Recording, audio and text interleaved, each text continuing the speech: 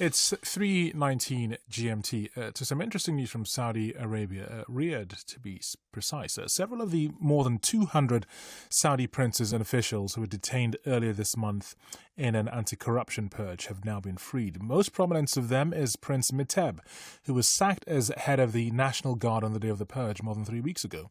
Ali Shihabi is the executive director of the Arabia Foundation in Washington, and he told me a bit more about the prince.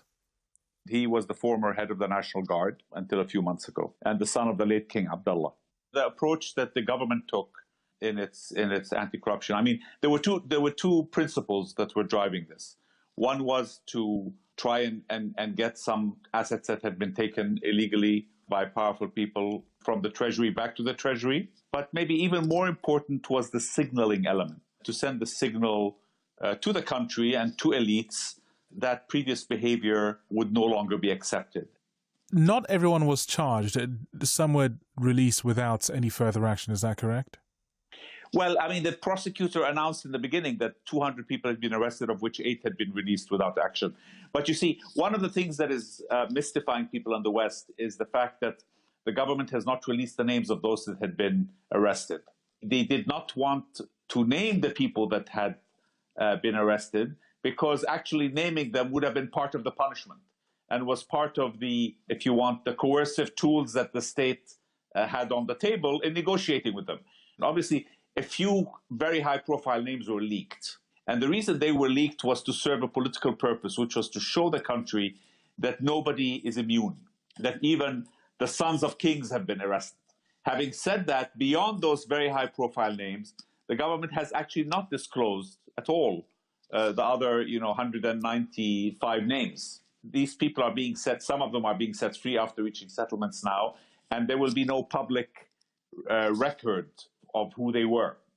What exactly is going on at the top of the Saudi leadership at the moment? Because Salman, he is almost like some kind of action man.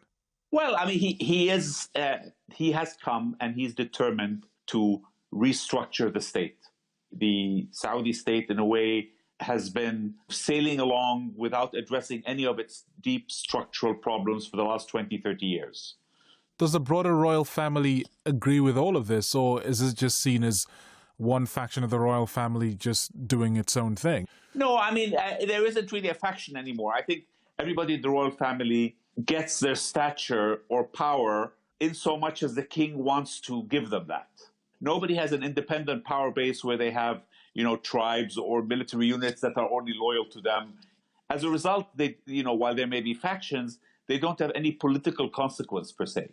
And what is happening now is really a restructuring of the royal family and a turning the circle of entitlement and power, making it much smaller, because the government and the state could not afford such a large ruling elite with all its entitlements. Are Saudi people broadly in support of this? All anecdotal evidence that has come out from the kingdom and discussions tell you that Saudi people are extremely supportive of all this.